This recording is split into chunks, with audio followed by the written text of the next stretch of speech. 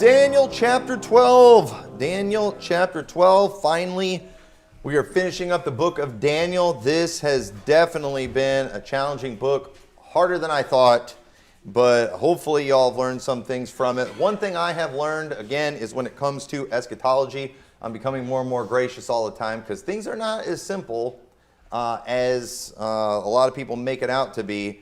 There are definitely some challenging things in there. And so tonight, as we go through Daniel chapter 12, basically what we're going to do, we're going to look at what the Bible says. We're going to familiarize ourselves with what is stated here. We're going to talk about the things that we know, but then also, too, I'm going to show you when it comes to certain things in here, I don't know for sure how it's to be interpreted. I really don't. So I'm going to throw out a couple theories that I have that I do believe can kind of maybe help us if figure out how to prove certain things in Daniel. Because typically what everyone does that I have learned from just reading things on Daniel, listening to other preaching on Daniel, everybody has a timeline in their brain that they have accepted, and then they read it into the text of Daniel chapter 12. And I'm going to show you too that there are more than one way to interpret certain things in Daniel. It's not as clear-cut as you think. And so there are other possibilities on how we could interpret some of these things. And so we'll talk about that as we go. But before we get into this, let me just do some review. Remember, the book of Daniel starts out showing Daniel, Shadrach, Meshach, and Abednego. It talks about Nebuchadnezzar taking over and taking Israel captive and taking the best of them and bringing them to Babylon. So this book is written during the time of captivity. And we see some stories of things that took place and how God used Daniel and Shadrach, Meshach, and Abednego. But we also see prophecies in there concerning world kingdoms that were going to come that was very relevant because these things were going to have an impact on Israel. While their Babylonian captivity was only going to be for 70 years, God was going to punish them for another 490 years because they were going to be punished 7 times for their sins, and we've already showed the passages on that. We're not going to go through that again. So Daniel, as he is seeing these prophecies about these coming kingdoms and these coming empires that were going to have an impact on them, he is ultimately what that is about. It's not about us. It's about what they were going to go through as a nation for 490 years. And so Daniel is wanting to know more about that. And so in chapters 7 and 8, we're seeing these prophecies about these different beasts that are going to come up that represent these other empires. In chapter 9, we see the amount of time that it's going to take, where there's 490 years of desolations that are determined. And I believe what it's saying there is there are 490 years of specific judgment that Jerusalem is going to face because of their sins. Now, I do think that there is good reason to put a gap in there. I think we showed a definite precedent for that and how certain things did not take place, certain things were not fulfilled, but they're still going to be fulfilled. The timeline, while the amount of time for judgment was set, how that judgment would play out was not set. And I was just in my Bible reading today, I was looking at some stuff, for example, even Josiah. There was judgment that was pronounced on the kingdom that when they found the book of the law, they read, and Josiah's like, we are in trouble. And they were in trouble. You know why? Because judgment was going to come on that kingdom because of what had been done in the previous generations. But what God did after Josiah humbled himself, God stopped the judgment from coming in his day, and it came in a later generation. So that prophecy was still true. It's just the timing of it was delayed. And God can do that in prophetic things. The timeline can be stopped, and it can pick up later, and I believe that's what we see taking place with the 490 years that are prophesied. So I think we can. I think we've shown some biblical reason for why there could be a gap. But then when we get to chapters 10 and 11, he's wanting more clarification about what they are going to face within this 490-year time of desolations that was prophesied. And we see a lot of things about the Persian Empire and about the Greek Empire. And then when we get to the end of chapter 11, notice what it says in verse 45. And he shall plant the tabernacles of his palace between the seas and the glorious holy mountain, yet he shall come to his end, and none shall help him. Now, what I believe we're seeing here, because remember, chapter 11 is covering hundreds of years. We showed that it's hundreds of years. Okay, those of us with the futurist mentality, anytime we read anything prophetic, we're always trying to put everything within a 7-year time frame, making it all about us. But no, this was about something that was going on, during this time of desolations, and we showed how this covers hundreds of years. We don't need to try to make everything in Daniel 11 fit in a 7-year period. That's not necessary. And so when we see this time of occupation that's coming for Jerusalem. Now, here's what I don't know for sure. And if somebody wants to enlighten me on this, they can. But when he's talking about this occupation that's going to come, where they're going to camp their tents between the seas and in the glorious land and in that holy land, did that begin when the Greeks came and took over, and later the Romans did? Because we don't have that period of history in our Bible, but when we get into the New Testament, we see the Romans had control of the area. So was that the time, or was it after the destruction of the temple, currently in the time that we are in now? Because here's the thing, even though the Romans were occupying that land, the Jews had control over the Temple Mount, and they were able to perform their sacrifices and do all their things during the time of Christ and even during the book of Acts. And so when that specific time is talking about, it's really hard to prove just from looking at this passage whether it was during the time of the Romans while the temple was standing, or if it's in reference to the time after. I think it's the time after, but we'll look at some things here in a little bit. But either way we look at it, all this judgment that's going to come on Jerusalem, it's not going to result in them ever getting total control of their land. And guess what? That never did happen historically. They were always under oppression, and it just got worse because after the time of Christ, the city gets completely destroyed, the temple gets wiped out, trodden down to the Gentiles, and many would say today that technically we're still in that time of the Gentiles. And I would agree with that because they still don't have their temple. They still don't have that land. It is still trodden down to the Gentiles technically. I personally believe that we are in that time of the Gentiles. And so I believe when we get to verse 45, it's taking us into that new era. An era that I believe we are in right now. And so, again, let's not think of 7-year periods. Let's think of time eras, because that's what we've been seeing with all these visions. It's showing these different kingdoms. It's showing these different ages. And so when we get to Daniel chapter 12, in verse 1, and it says, and at that time, okay, well, what time? During this era, when basically the Gentiles have taken over the Holy Land. Maybe what the New Testament calls the time of the Gentiles. During that time, but with it, at the beginning of that time? I don't think so. It's going to be during that time. I personally think at the end of that time. It says, shall Michael stand up, the great prince, which standeth for the children of thy people, and there shall be a time of trouble, such as never was, since there was a nation, even to that same time, and at that time thy people shall be delivered, every one that shall be found written in the book. And so I believe this is during that time.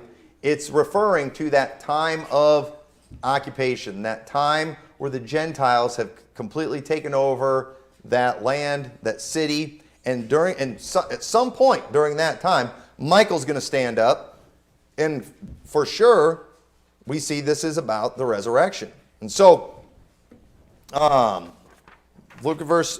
at what it says in Luke 21. In Luke 21:24.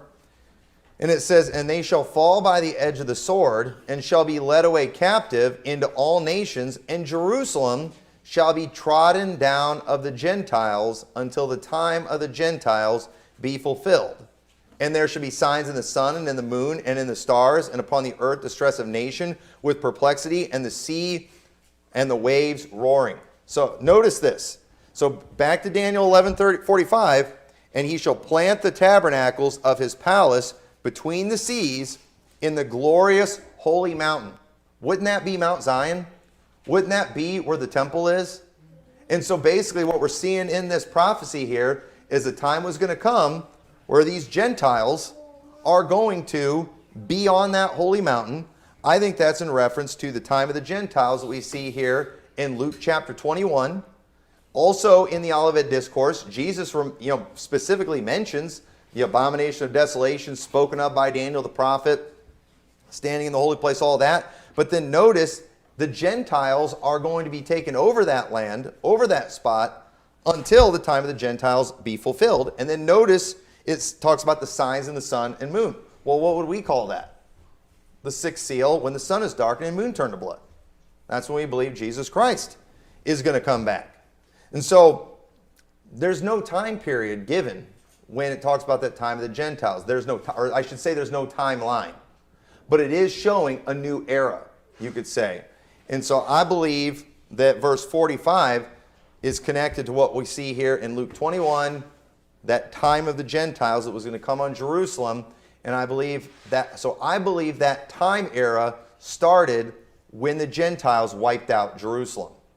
And so sometime during that time, and we are in that time, one of these days, Michael's going to stand up. And there's going to be signs in the sun and the moon and all that. We see all that in the scripture. So I think this is all connected. I think where people get confused, in the preterist world and in the futurist world, they go and they read all this stuff in Daniel, and it's like, was it all in the past or is it all in the future? Well, this is about time eras. This is about the setting up and the taking down of different kingdoms. And these eras can take hundreds of years, maybe even thousands of years. So I think that's where a lot of people are going wrong on this. And so the massive problem we have, if you put this in the first century and say, well, it happened in 70 AD, well, here's the problem. There was no resurrection. And listen, you can't even try to spiritualize a resurrection. If you're going to spiritualize a resurrection, you have to do it at the resurrection of Jesus Christ, or at Pentecost or something like that. You can't do it at 70 AD. Nothing changed in the world. Nothing changed with Christianity in 70 AD. And I ask preterists that all the time. What changed for Christians in 70 AD? Nothing. Absolutely nothing. We're still following the instructions that Paul gave to the church pre-70 AD. You know why? Because nothing changed. Absolutely nothing changed. And then if you start pinning them down on what changed as far as like a spiritual resurrection, I can show you passages where that had already happened pre-70 AD. So none of that works. It doesn't make any sense to do that kind of thing at all. And not only was there no resurrection, but we also see in here too a deliverance that's prophesied. There was no deliverance in Jerusalem in 70 AD. Nobody had a happy ending there. Even for the Romans, it wasn't really a happy ending. They won, but it was at great loss of life. It was a horribly brutal battle, and there was definitely no deliverance for Jerusalem in that time. And so in my opinion, this is my opinion, but I do believe that you could say that that time in the first century was the appointed time for deliverance under the terms and conditions of the law. That's what I believe. But guess what? Israel didn't keep the law. Israel wasn't ready at the coming of the Messiah. So the fulfillment of these prophecies absolutely did not take place in the first century. But like I've showed many examples, I'm going to show some more tonight, these prophecies will still have a fulfillment. But it didn't have to be fulfilled during that time. It is still to come. There's never been a resurrection. There's never been this great deliverance. It hasn't happened yet. And so I believe under the terms and conditions of the law, it was supposed to be then. But remember what Jesus said? How often would I have gathered you together, but ye would not. And this is another example of that. They would not, therefore they were not delivered. So I believe this is still to be fulfilled. Now, I won't argue with someone who tries to use Daniel to show the first century being the appointed time. I won't argue with that. But at the same time, I will argue with you if you say it was fulfilled. No, it wasn't fulfilled during that time, but it didn't have to either. Look what it says in Isaiah chapter 7. Isaiah chapter 7. we get very self-centered when it comes to looking at prophecy, and we often forget the context and the audience that these things were given to. And I think this is a great example. This is just one of many. This is probably the most obvious one. It says, therefore, Isaiah 7:14, therefore the Lord himself shall give you a sign. Behold, a virgin shall conceive and bear a son, and shall call his name Emmanuel. Butter and honey shall he eat, that he may know to refuse the evil and choose the good. For before the child shall know to refuse the evil and choose the good, the land that thou abhorrest shall be forsaken of both her kings. Now, who was that prophecy about in verse 14? Of course, that was about Jesus. And we see that spelled out in Matthew, right? But notice, though, it says that before he's able to refuse the evil and choose the good, the land that you abhor is going to lose both their kings. How many kings were there in Israel during that time? Well, there was only one. But in Isaiah's time, there were two, in the northern kingdom and in the southern kingdom. And within just a short time, guess what happened? They lost both of their kings during that time. Obviously what was going on with this prophecy, the prophet is speaking to that generation, letting them know that within a short amount of time, basically he's kind of given a timeline. A woman who is a virgin now, by the time she conceives, has a child, before that child knows good and evil, you're going to lose both of your kings.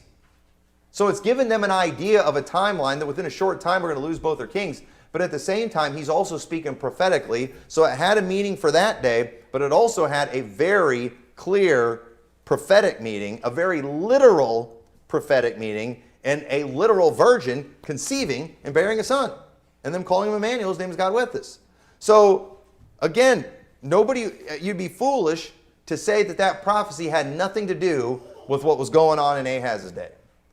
But you would also be foolish to say that was fulfilled in that day too, because no virgin conceived and bare a son they called Emmanuel during that time. And so, so keep all those things in mind, because you can call these things dual fulfillment or dual meaning. But again, I believe God has always included reminders of final end-time events in prophecies about smaller judgments in local areas. I believe that I've shown many examples. And so there's a lot of ways you can look at this, but one thing is a fact, and that is the resurrection of the dead did not happen then. And in Revelation, first off, it's written over 20 years after 70 AD. And it was prophesied that it was still to come. And even if you read 2nd century writings of Christians, you know what they're all looking for? The return of Christ. You know what they're all looking for? The man of sin. You know what they're all trying to do? Figure out who he was. And you know what else they were looking for in 2nd century? Another temple to be built.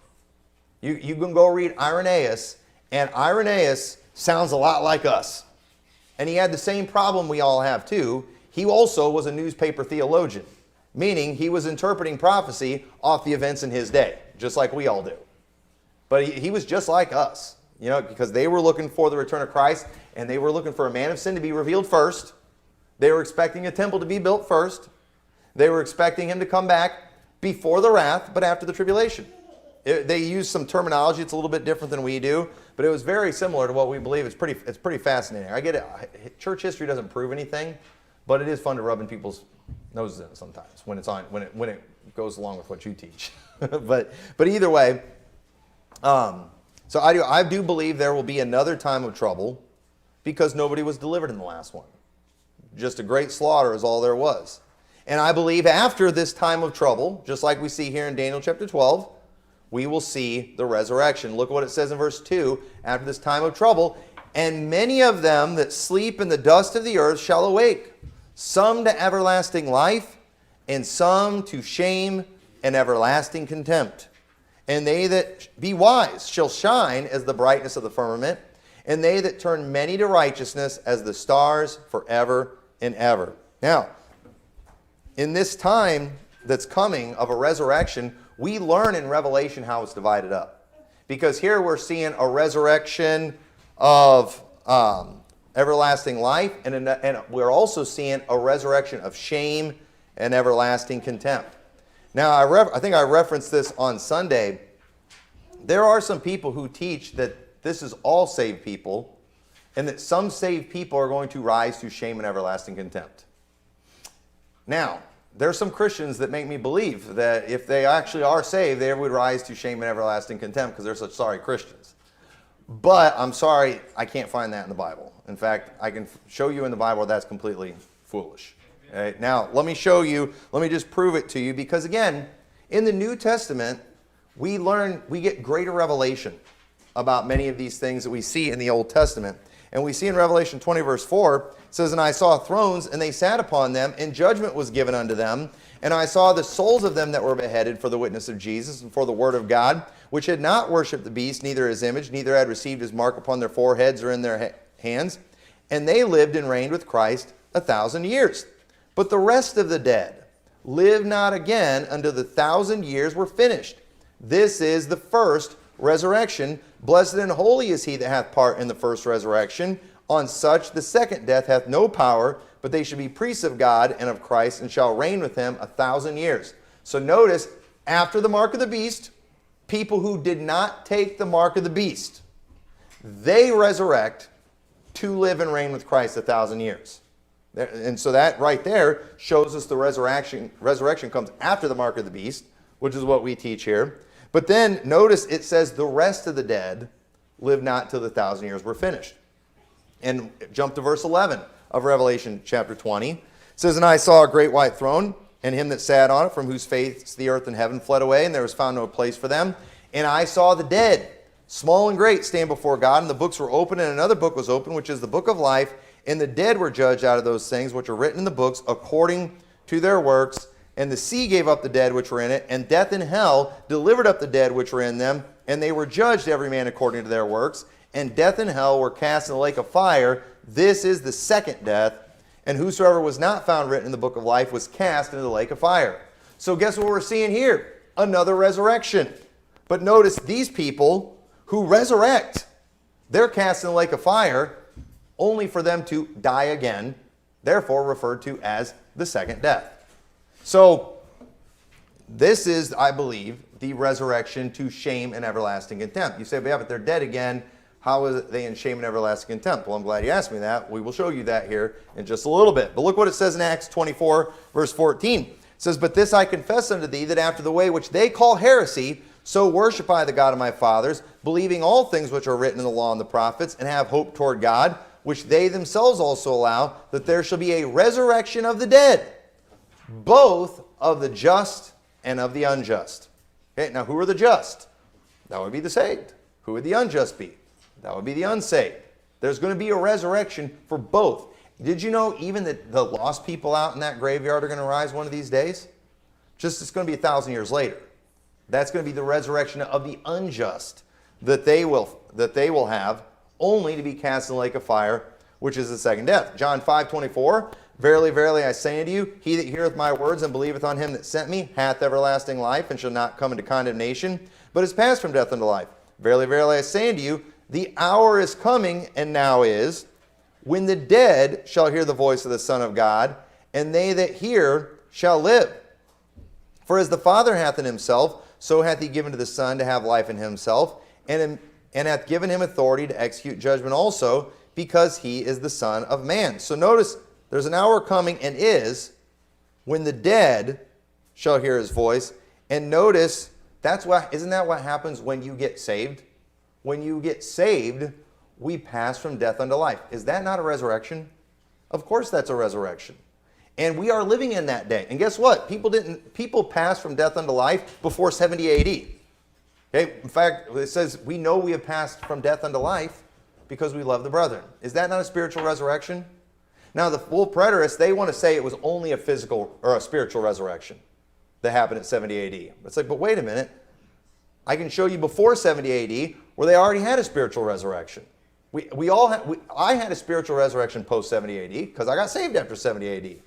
But everybody that got saved before that had a spiritual resurrection. But guess what? Not only is there that spiritual resurrection, but he goes on to say there's going to be a physical one too. It says, verily, verse 28, "Marvel not at this, for the hour is coming, in the which all that are in the graves shall hear his voice, and shall come forth, they that have done good unto the resurrection of life, and they that have done evil unto the resurrection of damnation.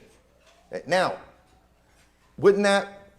does it seem like a stretch to put that one with the resurrection to shame and everlasting contempt? And it's referred to as damnation. Okay, are any saved people going to rise to damnation? No, damnation is what we say happens to lost people. Again, it's amazing. I heard Baptists preaching this. That's pretty nuts.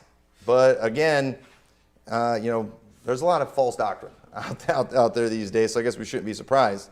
But those who rise to shame and everlasting contempt are lost people, not bad Christians. And so what's that shame and everlasting contempt? Why does it say it that way? Well, Isaiah 66:22, for as the new heavens and the new earth will I make, shall remain before me, saith the Lord, so shall your seed and your name remain. And it shall come to pass that from one new moon to another, and from one Sabbath to another, shall all flesh come to worship before me, saith the Lord. And they shall go forth and look upon the carcasses of the men that have transgressed against me. For their worm shall not die, neither shall their fire be quenched, and they shall be an abhorring to all flesh.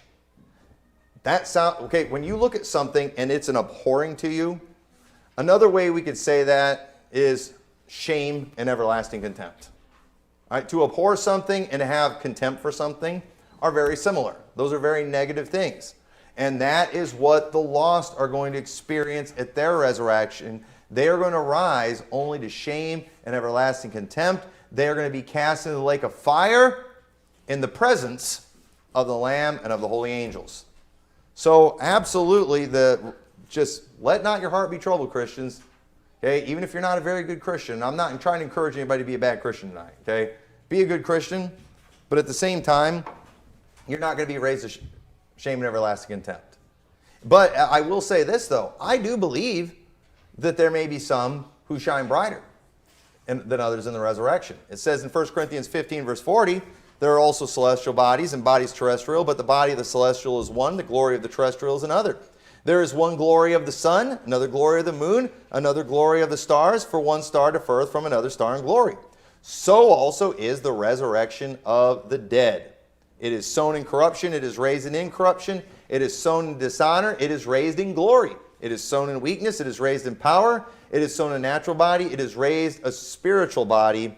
There is a natural body, there is a spiritual body. And so it's comparing the different glory of stars to the resurrection of the dead, because I think there will be some who shine brighter than others. You say, well, that's not enough.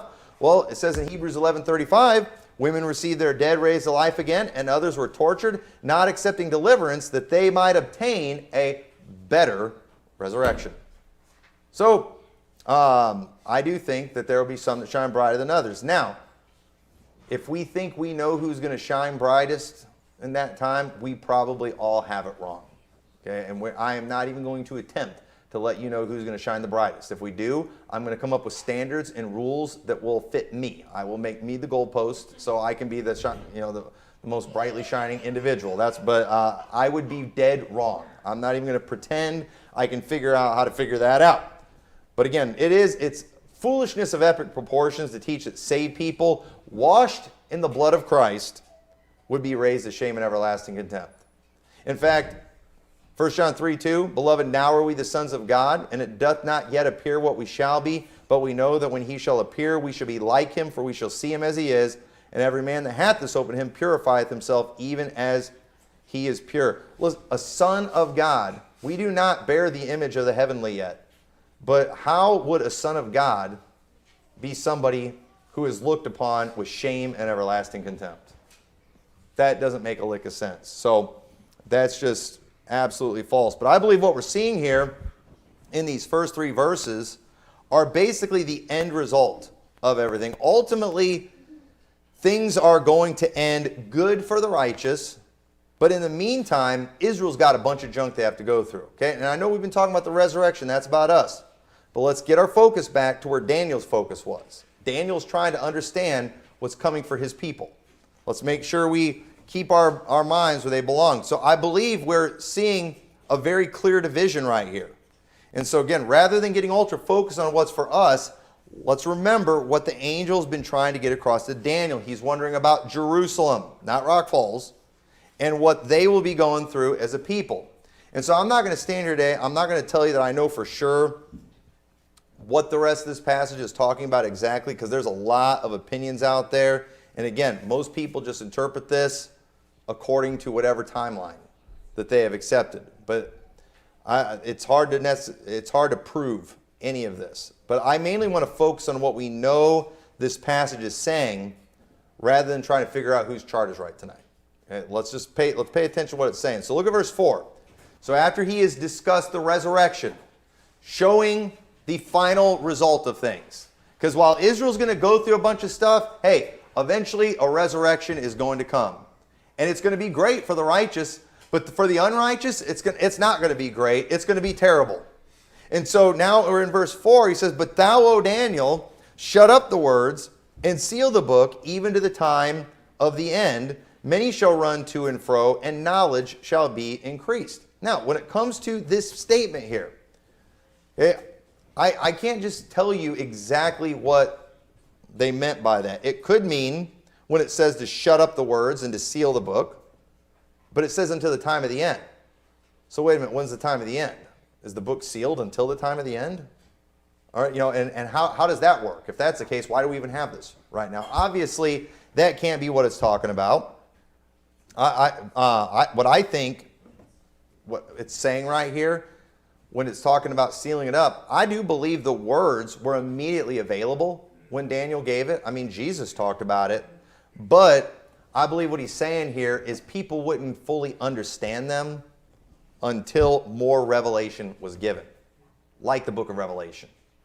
And I do believe that these books harmonize. I believe the book of Revelation gives clarity to Daniel, is the way, what I believe about it. So that could be what it means. But let me ask you this. If Revelation and Daniel are writing about the exact same events, then why would Daniel be sealed and Revelation not be sealed? And I personally believe it's because while the events of Daniel were determined or set in stone, I do not believe the timing of them was. That's why I believe that he said seal this, but he doesn't say that about Revelation. Because I believe what we're seeing here was, again, under the terms and conditions of the law, how the timeline of how this is going to play out is dependent on what Israel does. Because also, and we don't have time to go into this, but during this time period where Daniel is writing, many new instructions were given to Israel for when they rebuild their temple and how to prepare for the Messiah. That if God's going to give them instructions on what they need to do to prepare for the Messiah, doesn't there have to be an end result of that if they obey? But guess what? They disobeyed. We all know that. We all know they rejected the Messiah. So there has to be something in the scriptures to indicate how things would have played out if they would have obeyed. And I think we see things like that in Ezekiel and in Zechariah. And I believe that's what we're seeing. And so understand the promises and things that are contained in there, they are going to have a fulfillment, but they absolutely did not get fulfilled in the first century because Israel disobeyed. So I believe that's one of the reasons that he said to Daniel, seal this up, because it was how it was going to play out was dependent on what they were going to do. But when Revelation is given, when the book of Revelation is given to John, these things are dependent on Jesus Christ. And guess what? If it's dependent on Jesus Christ, we know he is going to do exactly what he's supposed to do. And so that's why with great confidence, we can look at the book of Revelation, and I believe everything that we see in there is going to take place just as it is stated. And that doesn't mean I don't believe Daniel is going to play out as it's stated. I believe it's going to have a fulfillment. But it might look a little bit, some things might look a little bit different as far as, the timing of things, because obviously it did not happen in the first century. And so by the time John comes along, it was determined on what Jesus Christ does. And right now, what we have been commanded to do is to wait on Jesus Christ. We have been commanded to occupy till he comes. And so we're just going to keep doing what we're doing for as long as we need to do it. And then one of these days, Jesus Christ is going to say the word, and whatever is left to be fulfilled will be fulfilled. And you know what? I'm not going to pretend I can tell you exactly for sure. I know exactly what there is still left to be fulfilled. Sometimes I find things like, I can see where this already had a fulfillment. But then again, either way, that stuff's up to Christ. You know what our job is to do? Occupy. And if we want to look into these things, study these things, and even have a good friendly argument about what's still left to come, that's fine. As long as we're focusing on what we are supposed to be doing in our daily lives. That is the most important thing. And you know what? I'm done, fighting over doctrine that does not affect our daily life while ignoring doctrine that does affect our daily life. Isn't that more important? I mean, what's more important? What is going to happen in the future that you might not even live to see, or doctrine about what you are supposed to be doing today? Isn't the doctrine about what you're supposed to be doing today more important? Did you know it's more important that you know how to be a good Christian, you know how to be a good church member, you know how to be a good father, husband, child, all those things, servant. All of that is more important than your position on the rapture. Every bit of that's more important.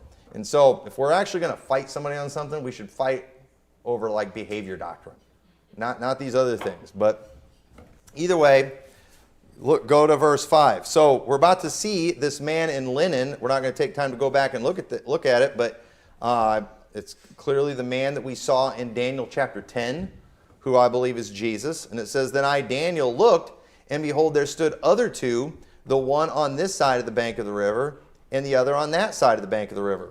And one said to the man clothed in linen, which was upon the waters of the river, How long shall it be to the end of these wonders?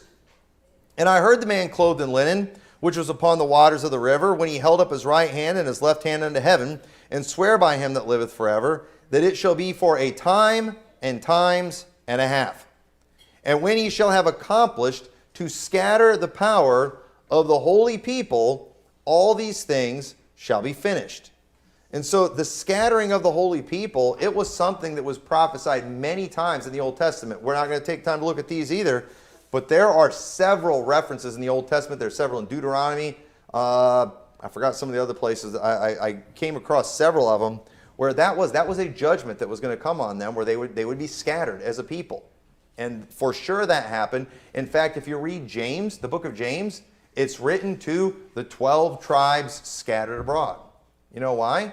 Because Jews were all over the world during that time because of all these persecutions and things that had come upon them. That was a part of the judgment. And guess what?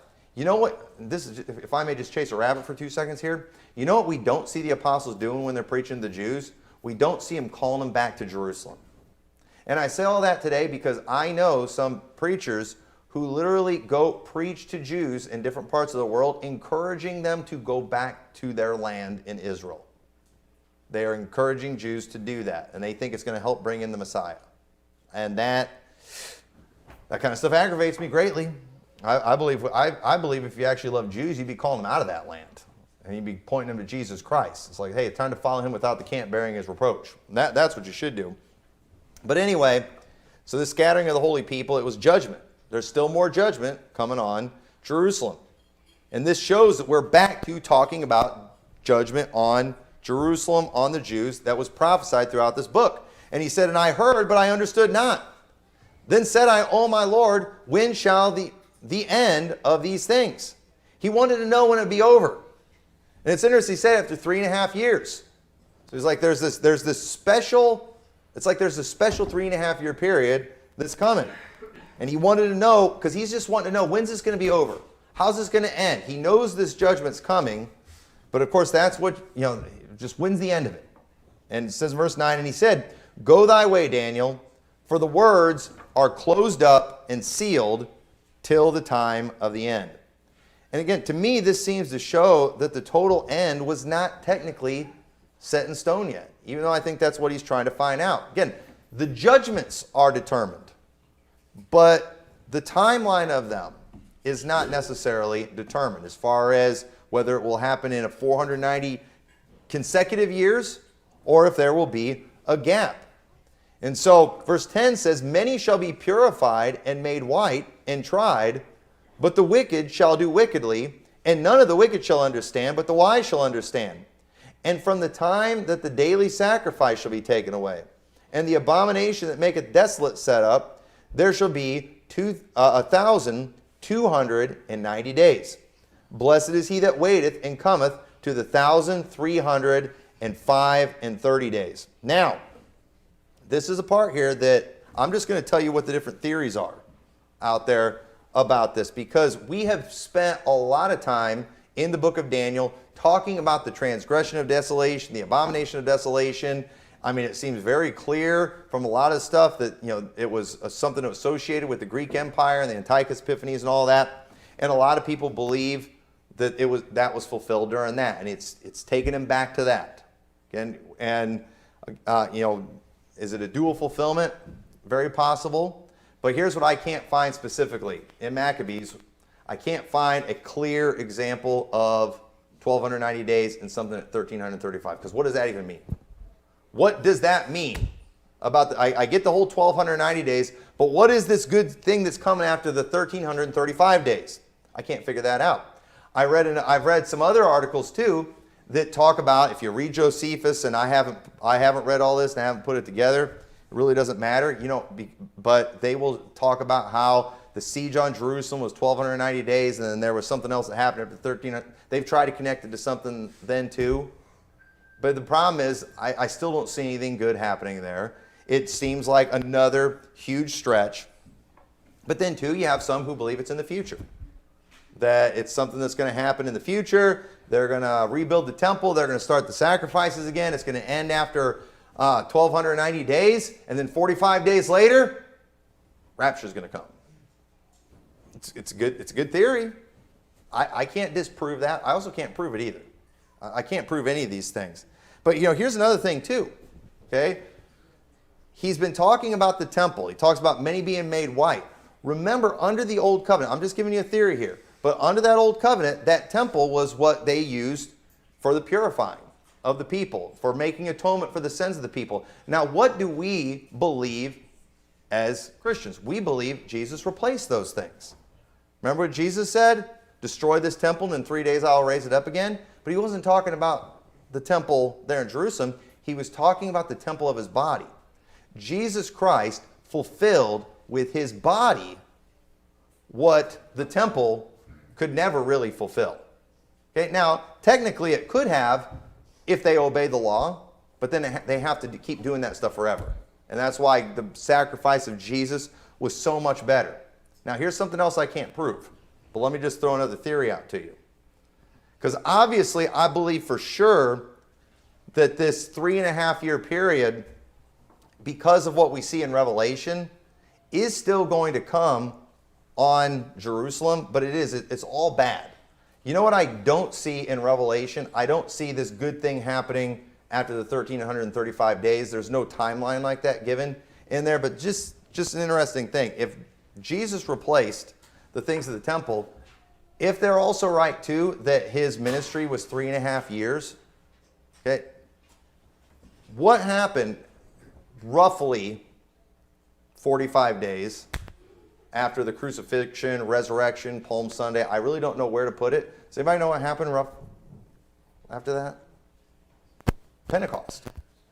Okay, now, are you saying that's fulfillment? I don't know that. I'm just throwing a theory out here, because here's the way Pentecost worked. Pentecost, it was always on a Sunday, but it was also 7 weeks after they put the first sickle to the corn. So whether that 7 weeks started after Easter, which would actually go beyond that, or if it started the week before. So when did that 1,290 days? Was it at the triumphal entry? Was it when he did the Passover? Either way you look at it, it's like a lot of stuff, very significant stuff, happened roughly 45 days before Pentecost. So I don't know. I have no idea, but let me read one passage to you. Look what it says in Luke 24:49. It says, "And behold, I send the promise of my Father upon you, but tarry ye in the city of Jerusalem until ye be endued with power from on high." So he told them to tarry and wait after his resurrection until that power came. And we know that that was something that was fulfilled on Pentecost. So when it says, "Blessed is he that waiteth and cometh to the 1,330 days," and they were told to wait in Jerusalem for something. I mean, I said, I can't prove it, but it's so close. It's so close, it's like, maybe there's something to it. And you say, well, what about all the 3.5-year stuff? Again, there's judgment. In Daniel, we're seeing a judgment that's determined to come, but we're also seeing a deliverance that's to come. So I'm just saying, maybe when it comes to the deliverance, that was something that comes through Jesus Christ, and that happened during his time on earth. But when it comes to judgment, that's something that's still yet to come in the future. I don't know. Maybe it was the first 3.5 were fulfilled in Christ's ministry, and we've only got 3.5 years left. I tend to lean more towards 7 years left. But either way you look at it, nobody has given me just a conclusive argument on this. It seems like it's all theoretical based on whatever timeline that we have accepted. And I know even that Pentecost thing, it said it messes with what we believe about Revelation, but I'm just throwing a theory out there because none of it's that clear. But he says in verse 13, he says, "But go thou thy way till the end be, for thou shalt rest and stand in thy lot at the end of days." So I think what he's basically showing Daniel here is that, hey, you're finished for now. He's been using Daniel for a long time. We see in Daniel chapter 1 when he's real young, God's used him. In chapter 2, he's doing a prophecy. Here later in his life, decades and decades later, he's still doing more prophecies. But God says, I'm done with you for now, but you are going to stand in your lot at the end of days. Daniel is going to experience these things because he is going to resurrect one of these days, and he'll see the rest of what's going to take place in the flesh, you could say. And so when it comes to the book of Daniel, we need to remember, ultimately the focus is God is giving prophecies to Daniel about what's going to happen to his people who are currently in captivity. God is revealing to him that this 70 years is not all you're going to get. You've got a whole bunch more judgment coming your way, Israel, because you messed up a lot. But there's also deliverance coming. There's also righteousness there are going to be those who are righteous. There's going to be the just, but there's also going to be the unjust. And I believe that the events are determined, but how the timeline was not necessarily determined. And so when Israel messed up and they failed and they did not do anything they were supposed to do, God lent out his vineyard to other husbandmen, and whatever loose ends still need to be tied up, I believe there is an appointed time still coming that we are waiting for, and whether it's 3.5 years or 7 years, either way, I'm okay with it. I just know the Lord's going to take me. Whenever he comes back, he's going to deliver us from the wrath to come. And so when it comes to these things, they are mysterious. Even Daniel struggled with them.